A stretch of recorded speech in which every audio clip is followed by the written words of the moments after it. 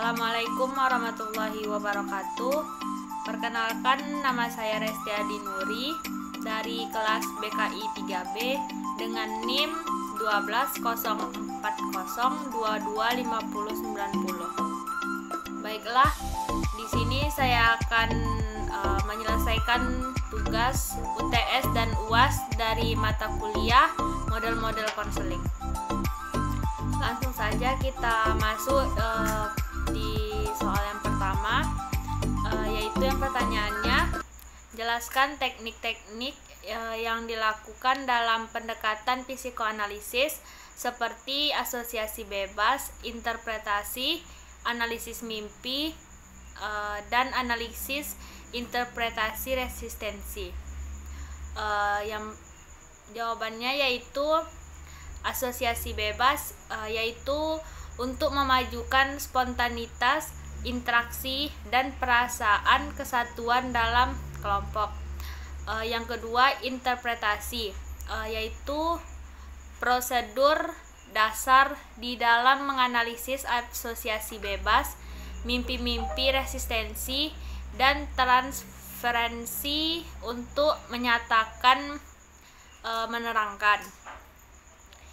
Analisis mimpi yaitu prosedur yang penting untuk mengungkapkan alam bawah sadar dan memberikan kepada klien pemahaman atas beberapa area masalah yang tidak terselesaikan. Selanjutnya, analisis dan interpretasi resistensi, yaitu sesuatu yang melakukan kelangsungan terapi dan mencegah klien mengemukakan bahan yang tidak disadari. Soal yang kedua yaitu jelaskan penyebab neo-Freudian memisahkan dari Freud seperti Alfred Adler dan Albert Ellis. Jawabannya yaitu neo-Freudian adalah sekelompok ahli Amerika yang tergabung dari abad pertengahan ke-20 yang semuanya dipengaruhi oleh Sigmund Freud, tetapi teori-teori Freud tersebut telah diperpanjang seiring dengan arah sosial atau budaya. Mereka telah didefinisikan sebagai penulis Amerika yang mencoba untuk menyajikan kembali teori Freud dalam hal sosiologis dan untuk menghilangkan hubungannya dengan biologis. Tokoh-tokoh yang ada di dalam neo-Freudian yaitu antara lain Carl Jung, Alfred Adler, Erich Fromm, Karen Horney, Henry Sullivan, dan Erik Erikson. Soal nomor 3, coba jelaskan eksperimen Pavlov tentang classical conditioning dan kemudian kaitkan dengan model konseling behavior therapy. Yang jawabannya yaitu classical conditioning adalah proses yang ditemukan Pavlov melalui percobaannya terhadap binatang, di mana perangsang asli dan netral dipasangkan dengan stimulus bersyarat secara berulang-ulang sehingga memunculkan reaksi yang diinginkan dan mendapatkan hasil yang terbaik. Dan kaitannya dengan model konseling behavior therapy adalah proses yang ditemukan Pavlov ini memiliki tujuan yang sama, yaitu mampu menekankan peran otak dalam menganalisa percobaan untuk mendapatkan hasil yang baik. Pertanyaan selanjutnya yaitu soal yang keempat, jelaskan konsep dasar dari model konseling rasional emotif terapi. Yang jawabannya, konsep dasar pendekatan rasional emotif terapi ini yaitu manusia pada dasarnya adalah unik, yang memiliki kecenderungan untuk berpikir rasional dan irasional. Ketika berpikir dan bertingkah laku rasional, manusia akan menjadi efektif, bahagia, dan kompeten. Tetapi, ketika berpikir dan bertingkah laku irasional, individu itu akan menjadi tidak efektif. Reaksi emosional seseorang sebagian besar disebabkan oleh evaluasi, interpretasi, dan filosofi yang disadari maupun tidak disadari. Berpikir rasional diawali dengan belajar secara tidak logis yang diperoleh dari orang tua dan budaya tempat ia dibesarkan. Berpikir secara irasional akan tercermin dari verbalisasi yang digunakan. Pertanyaan selanjutnya yaitu soal yang kelima. Jelaskan perbedaan model konseling Carl-Rogers dengan model konseling Threat and Factor jika ditinjau dari hubungan antara konselor dan klien. Jawabannya, menurut Rogers, konsep inti konseling berpusat pada klien adalah konsep tentang diri dan konsep menjadi diri atau pertumbuhan perwujudan diri. Dikatakan bahwa konsep atau struktur diri dipandang sebagai konfigurasi persepsi yang terorganisasikan tentang diri yang membawa kesadaran. Hal itu terdiri dari atas unsur-unsur persepsi terhadap karakteristik dan kecakapan seseorang, pengamatan dan konsep diri dalam hubungan dengan orang lain, dan lingkungan cita-cita yang dipandang mempunyai kekuatan positif dan negatif. Roger membangun teorinya berdasarkan penelitian dan observasi langsung terhadap peristiwa-peristiwa nyata, di mana pada akhirnya ia memandang bahwa manusia pada hakikatnya adalah baik. Karena itulah teknik konseling Rogers berkisar antara pada cara-cara penerimaan, pernyataan, dan komunikasi, menghargai orang lain, dan memahami klien.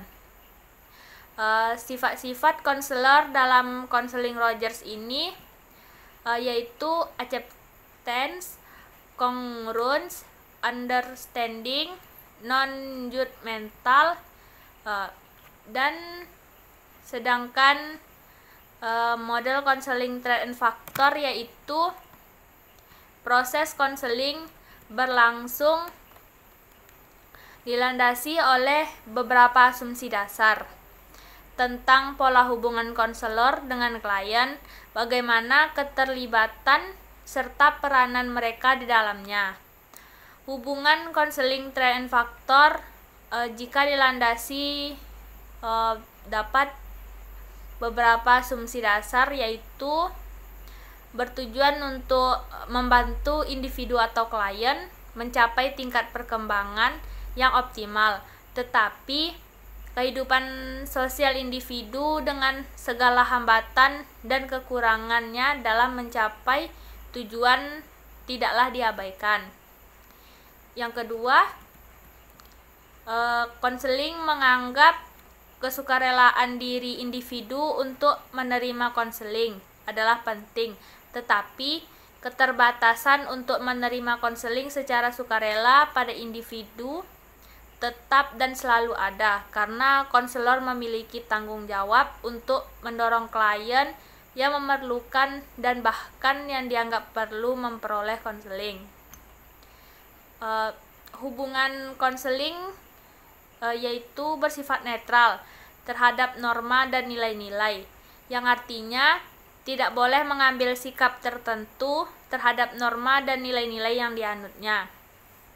Walaupun demikian, hubungan konseling tidaklah terlepas dari pengaruh pola pikir konselor karena ia mempunyai tujuan tertentu. Tujuan utama dari konseling Threat and Factor ini yaitu membantu individu untuk dapat memahami dirinya secara rasional. Berarti tujuan konseling adalah membantu memecahkan masalah yang dihadapi oleh individu dengan melihat secara objektif berbagai kesulitan yang berasal dari lingkungannya.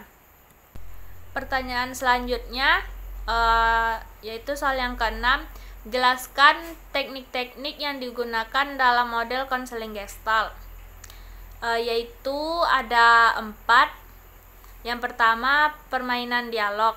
Teknik ini dilakukan dengan cara klien dikondisikan untuk mendialogkan dua kecenderungan yang saling bertentang, yaitu kecenderungan top dog seperti adil, menuntut, dan berlaku sebagai majikan, dan underdog seperti korban, bersikap tidak berdaya, membela diri, dan tak berkuasa.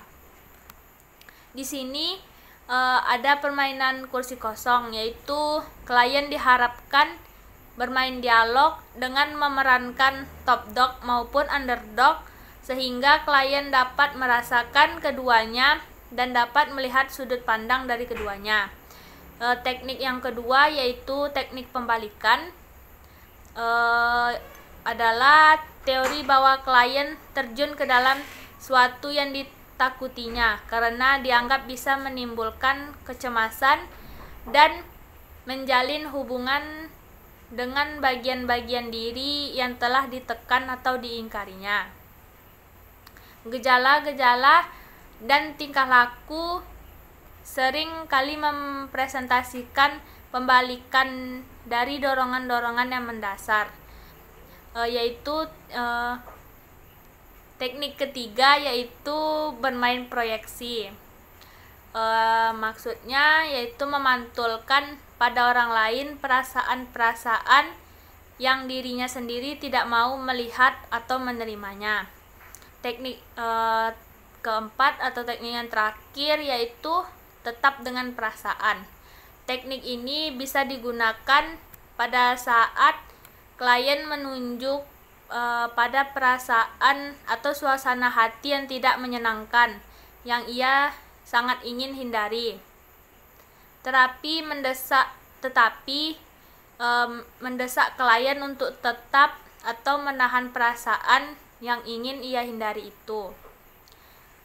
Pertanyaan selanjutnya yaitu soal yang ketujuh, jelaskan 3 aspek atau 3 dimensi yang saling berkaitan dalam membentuk sifat manusia jika ditinjau dari model konseling logoterapi. Jawabannya yaitu yang pertama, aspek the freedom of will atau kebebasan berkehendak. Kebebasan berkehendak, manusia tidak bebas dalam segala hal, tetapi di sini manusia bebas, maksudnya bebas menentukan sikapnya, apakah ia ingin menjadi orang baik atau orang jahat. Hanya orang tersebut yang dapat memilih kebebasannya itu. Yang kedua yaitu the will of meaning atau hasrat untuk hidup bermakna. Dalam The Will of Meaning, Frankl menyimpang dari kritiknya terhadap dua aliran psikologi, yaitu psikoanalisis dan individual. Logoterapi berbeda dari prinsip-prinsip psikoanalisis dan psikologi individual. Psikoanalisis yang memiliki prinsip kebahagiaan yang diubah menjadi keinginan bahagia atau mencari kebahagiaan, dan psiko-individual yang memegang prinsip kekuasaan yang artinya keinginan untuk berkuasa. Tetapi logoterapi mengatakan sebaliknya. Menurut logoterapi, bahagia adalah efek dari pencapaian makna, sedangkan kekuasaan adalah prasyarat untuk mencapai makna tersebut. Yang ketiga yaitu aspek the meaning of life atau makna hidup. Sebagaimana yang disebutkan di atas, yaitu makna hidup adalah hal yang dianggap sangat penting dan berharga yang memberikan seseorang nilai khusus dan layak mencapai tujuan hidup. Makna hidup adalah hal yang berharga bagi setiap orang normal dan impian bagi setiap orang. Ada makna dalam hidup akan menjadikan seseorang memiliki arah dan tujuan yang akhirnya tidak mengalami kehampaan pada hidup. Sebagai efek sampingnya, orang akan merasa bahagia ketika makna hidup itu ditemukan dan dikembangkannya. Pertanyaan selanjutnya atau soal yang ke-8, jelaskan apa yang Anda pahami tentang tugas makalah yang dipresentasikan. Baiklah, di sini saya akan menjelaskan sedikit tentang tugas makalah saya, yaitu dari kelompok 8 yang berjudul tentang model konseling terapi berpusat pribadi atau person centered therapy. Person centered therapy atau terapi client centered adalah terapi yang berpusat pada diri klien, yang mana seorang konselor hanya memberikan terapi serta mengawasi klien pada saat mendapatkan pemberian terapi tersebut agar klien dapat berkembang atau keluar dari masalah yang dihadapinya. Tetapi sedangkan menurut Prayitno dan Erman Anti, terapi client-centered adalah klien diberi kesempatan mengemukakan persoalan, perasaan, dan pikiran-pikiran secara bebas. Pendekatan ini juga mengatakan bahwa seseorang yang mempunyai masalah pada dasarnya tetap memiliki potensi dan mampu mengatasi masalahnya sendiri. Tokoh pencetus teori person terapi ini yaitu adalah Rogers. Ia mengemukakan bahwa konteks konseling Rogers mengemukakan dan mengembangkan teknik konseling yang dikenal sebagai client-centered therapy atau berupa teknik terapi yang berpusat pada klien. Hubungan antara konselor dan klien harus diwarnai kehangatan, saling percaya, dan klien diberikan atau diberlakukan sebagai orang yang dewasa yang bisa mengambil keputusan. Menurut Rogers, tugas dari seorang konselor adalah membantu klien mengenali masalah dirinya sendiri, sehingga akhirnya dapat menemukan solusi bagi dirinya sendiri. Hakikat manusia yaitu ada 3 atribut terapis. Yang pertama, kesesuaian atau keaslian realitas. Yang kedua, penghargaan positif tak bersyarat. Yang ketiga, pemahaman empatik akurat atau kemampuan untuk sangat memahami dunia subjektif dari orang lain.